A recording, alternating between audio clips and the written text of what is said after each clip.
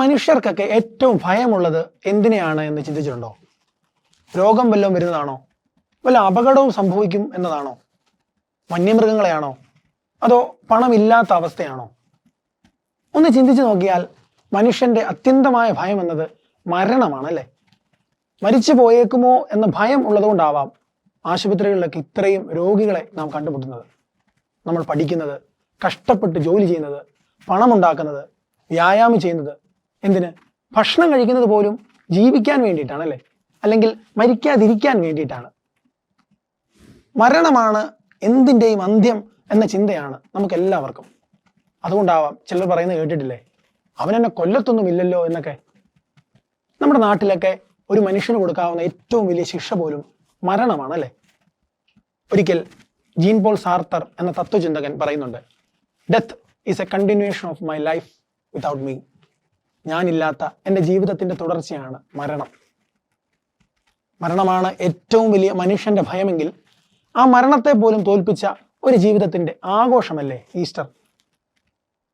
മനുഷ്യൻ ഭയപ്പെടുന്നത് എന്തിനെയാണോ അതിൻ്റെയും മുകളിൽ തനിക്ക് ശക്തിയുണ്ട് എന്ന് ലോകത്തോട് ദൈവം വിളിച്ചു പറഞ്ഞതിന്റെ ഓർമ്മ ദിവസമല്ലേ യഥാർത്ഥത്തിൽ ഈസ്റ്റർ. ഒരുപക്ഷെ ഈശോയ്ക്ക് തന്റെ പൂർണ്ണ ശക്തി ആ കാലിത്തൊഴുത്തിൽ തന്നെ വെളിപ്പെടുത്തി അവസാനിപ്പിച്ചേക്കാമായിരുന്നു. അല്ലെങ്കിൽ ലോകത്തിൽ ഏതാനും അത്ഭുതങ്ങളിലൂടെ മാത്രം ഈശോയ്ക്ക് തന്റെ പൂർണ്ണ മഹത്വം വെളിപ്പെടുത്താമായിരുന്നു.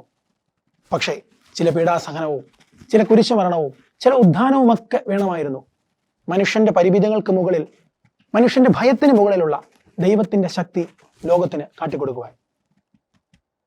ഇത്രയും ശക്തനായ, അല്ലെങ്കിൽ മനുഷ്യൻ ഭയപ്പെടുന്ന ഒരു കാര്യത്തിന് മുകളിൽ പോലും ശക്തിയുള്ള ഒരു ദൈവമുള്ളപ്പോൾ പിന്നെ എന്തിനാണ് സാധാരണക്കാരായ മനുഷ്യൻ ആകുലപ്പെടുന്നത്? മനുഷ്യന്റെ ഏറ്റവും വലിയ ഭയമായ മരണത്തെ പോലും തോൽപ്പിച്ചിട്ടുള്ള ഒരു ദൈവം നമ്മുടെ കൂടെ ഉള്ളപ്പോൾ പിന്നെ എന്തിനാണ് മനുഷ്യരൊക്കെ ഈ ചെറിയ ചെറിയ കാര്യങ്ങളിൽ ആകുലപ്പെടുന്നതും അസ്വസ്ഥപ്പെടുന്നതും? അതുകൊണ്ട് ഓരോ ഈസ്റ്ററും നമ്മെ പഠിപ്പിക്കുന്നത് ഇങ്ങനെയാണ്: ജീവിതത്തിന്റെ ഒരു സാഹചര്യത്തെയും ഭയപ്പെടേണ്ട എന്ന്. ഹെബ്രായ ലേഖനത്തിന്റെ 6-ാം അധ്യായത്തിന്റെ 9-ാം വാക്യത്തിൽ പറയുന്നുണ്ട്, മരണത്തിന് അവന്റെ മേൽ ഇനി അധികാരമില്ല എന്ന്. മരണത്തെ പോലും തോൽപ്പിച്ചവൻ കൂടെയുണ്ട് എന്നൊരു ബോധ്യമുണ്ടെങ്കിൽ ഇനി ജീവിതത്തിന്റെ ചെറിയ കാര്യങ്ങളെ ഓർത്ത് നമുക്ക് ഭയപ്പെടാതിരിക്കാം. Remember, our God is bigger than our problems.